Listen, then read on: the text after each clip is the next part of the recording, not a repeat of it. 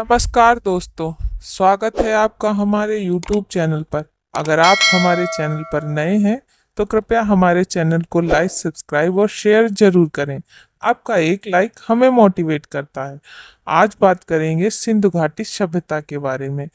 चलिए जान लेते हैं कुछ शॉर्ट फैक्ट इस सभ्यता के बारे में। नंबर 1, मानकीकृत बांट और माप।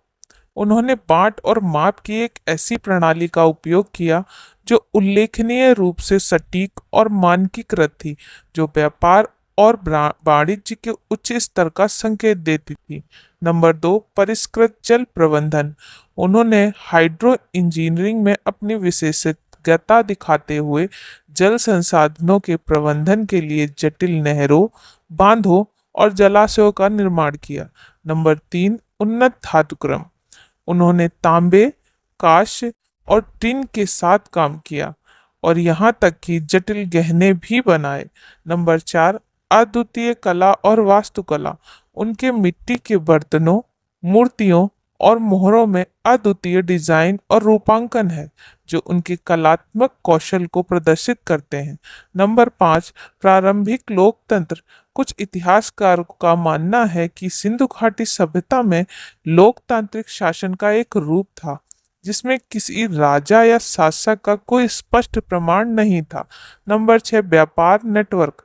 उन्होंने मेसोपोटामिया, मिस्र और फारस की खाड़ी में प्राचीन सभ्यताओं के साथ व्यापार किया, जो कनेक्शन के एक विशाल नेटवर्क का संकेत देता है।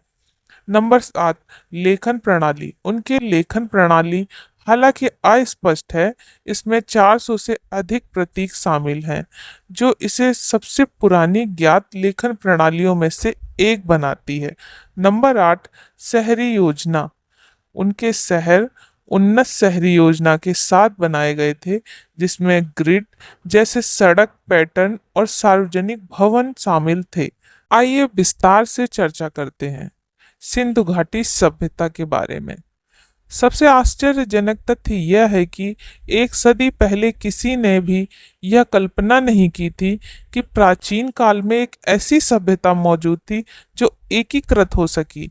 इतिहास ने इस प्राचीन सभ्यता को भुलाने का क्या कारण है, और यह क्यों हुआ कि हम सिंधु घाटी सभ्यता को प्राचीन मिस्र और मेसोपोटामिया की सभ्यताओं की तरह याद नहीं रख सके? इसका एक प्रमुख कारण यह है कि सिंधु घाटी के निवासियों ने बड़े ढांचों का निर्माण नहीं किया, जैसे कि प्राचीन मिस्र के विशाल प्रमाणित पिरामिड, जो सदियों तक अस्तित्व में रहे हैं। दूसरा तथ्य यह है कि हमें यह पता नहीं है कि सिंधु घाटी के लोग अपने आप को किस नाम से पुकारते थे। जो दुर्लभ लेखन हमें प्राप्त हुए हैं, उनसे यह ज्ञात होता है कि वे कैसे थे और कौन थे। हम इस बात से अवगत नहीं है कि सिंधु घाटी के निवासी स्वयं को क्या नाम देते थे। मेसोपोटामिया से प्राप्त लेखनों के द्वारा ये पता चलता है कि वे मेलुहा नामक किसी दूर देश के साथ व्यापार करते थे।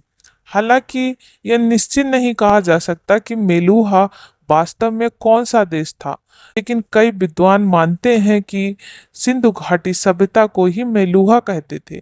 यह भी संभव है कि ये लोग प्राचीन भारत को ही मेलुहा के रूप में संदर्भित करते हों।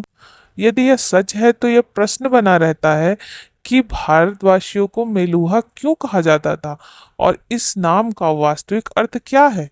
उपलब्ध प्रमाण दर्शाते हैं कि सिंधु घाटी और मेसोपोटामिया के बीच व्यापारिक संबंध थे।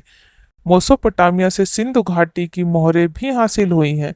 इसीलिए संभावना है कि जिस क्षेत्र को लोग मेलुहा कहते थे, वह स्वयं सिंधु घाटी सभ्यता ही हो सकती थी। मोहनजोदड़ो सिंधु घाटी सभ्यता का सबसे प्रमुख नगर था, जिसे हम एक प्रकार के महानगर के रूप में देख सकते हैं। यहाँ ध्यान देने योग्य यह है कि जबकि सिंधु घाटी की सभ्यता मैदानों में फैली हुई थी, मोहनजोदड़ो के अधिकांश क्षेत्र छोटे छोटे पहाड़ियों पर स्थित थे। ये पहाड़ प्राकृतिक रूप से नहीं थे, बल्कि कच्ची और पक्की ईंटों की सहायता से भूमि की ऊंचाई को बढ़ाया गया था, ताकि यदि सिंधु नदी में बाढ़ आए तो शहर को सुरक्षित रखा जा सके। मोहनजोदड़ो नाम का अर्थ सिंधी भाषा में मुर्दों का टीला है, जो यह दर्शाता है कि कोई भी सभ्य समाज अपने नगर को इस तरह का नाम नहीं दे सकता। यह नाम आधुनिक युग में हमारे द्वारा इस प्राचीन नगर को दिया गया है।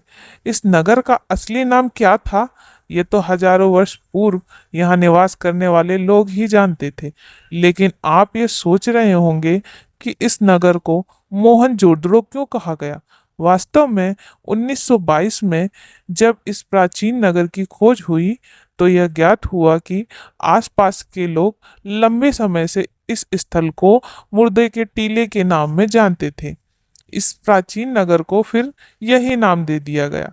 यहाँ के लोगों के पास एक अद्वितीय लेखन प्रणाली थी। सिंधु घाटी सभ्यता के निवासियों को लिखने का ज्ञान था, जो खुदाई के दौरान प्राप्त वस्तुओं पर अंकित लिपि से स्पष्ट होता है। हालांकि आज तक इस लिपि को समझा नहीं जा सका है, जिसका मुख्य कारण यह है कि हम ये जानने में असमर्थ हैं कि सिंधु सभ्यता के लोग कौन सी भाषा बोलते थे। भाषाई विशेषज्ञ लंबे समय से इस लिपि के अर्थ को जानने की कोशिश कर रहे हैं। ये माना जाता है कि सिंधु घाटी सभ्यता उन प्राचीन सभ्यताओं में से एक थी जिन्होंने लेखन प्रणाली का विकास किया। खुदाई में 3000 से अधिक पत्थर की पट्टिकाएं प्राप्त हुई हैं, जिन्हें सिलसिला मोहरे भी कहा जाता है, जिनमें जानवरों के आकृतियां और देवताओं के प्रतीक अंकित हैं। और इन पट्टिकाओं पर उस काल की लिपि में कुछ लिखा गया है। ये माना जाता है कि कुछ पट्टिकाओं का उपयोग व्यापारिक वस्तुओं पर मुहर लगाने के लिए किया जाता था। सिंधु घाटी सभ्यता के निवासियों की एक बड़ी जनसंख्या गांवों में निवास करती थी। दुर्भाग्यवश गांव में रहने वाले लोगों की समाज और संस्कृति के बारे में जानकारी सीमित है। गांव में निवास करने वाले लोगों के घर लकड़ी और गारे बने जाते थे, जो शीघ्र ही नष्ट हो जाते थे, जिनका कारण कोई स्थायी निशान नहीं मिल पाया है। एक महत्वपूर्ण तथ्य जिसने इतिहासकारों को चकित किया है वह यह है कि यहाँ से ऐसे प्रमाण नहीं मिले हैं जो ये दर्शा सके कि इस सभ्यता में किसी राजा या सम्राट का शासन था। जो भी सबूत प्राप्त हुए हैं उनके अनुसार ये ज्ञात होता है कि इन लोगों के बीच कोई शासक या शक्तिशाली संरक्षक नहीं था। इनका समाज अत्यंत शांत प्रिय प्रतीत होता है, जहां सभी व्यक्तियों को समान अधिकार प्रदान किए गए होंगे। ये भी जानने योग्य है कि बिना किसी केंद्रीय नियंत्रण के इतनी संगठित समाज कैसे संचालित रहा होगा। खुदाई के दौरान लड़ाई से संबंधित सामग्री और हथियारों की अनुपस्थित यह इंगित करती है कि युद्ध के कोई संकेत नहीं है, यानी कि उस टाइम कोई युद्ध का प्रामाणिक प्रमाण भी प्राप्त नहीं हुआ है। इस संदर्भ में ये अनुमान लगाया जा सकता है, यह संभव है कि ये लोग शांति और सद्भाव के साथ जीना पसंद करते हों। इन्हें अपने समाज की सुरक्षा के लिए कभी भी किसी प्रकार की सैन्य सहायता की आवश्यकता नहीं पड़ी होगी। पहले ये माना जाता था कि सिंधु घाटी सभ्यता लगभग 5500 वर्ष पुरानी है, लेकिन कुछ वर्षों पूर्व भारतीय पुरातत्व सर्वेक्षण द्वारा किए गए अनुसंधान ने यह दर्शाया है कि यह सभ्यता लगभग 8000 वर्ष पुरानी है। यह नई खोज 25 मई 2016 को प्रसिद्ध पत्रिका नेचर में प्रकाशित हुई है। इस खोज ने स्पष्ट किया है कि सिंधु घाटी सभ्यता न केवल मिस्र और मेसोपोटामिया की सभ्यताओं से पुरानी है, बल्कि यह संभवतः विश्व की सबसे प्राचीन सभ्यता भी है। तो आपको कैसा लगा हमारा ये वीडियो, हमें कमेंट बॉक्स में ज़रूर बताएं। अगर आपको हमारा ये वीडियो पसंद आया हो तो कृपया हमारे चैनल को लाइक जरूर करें, अपने दोस्तों के साथ यह वीडियो शेयर भी करें। तब तक के लिए धन्यवाद।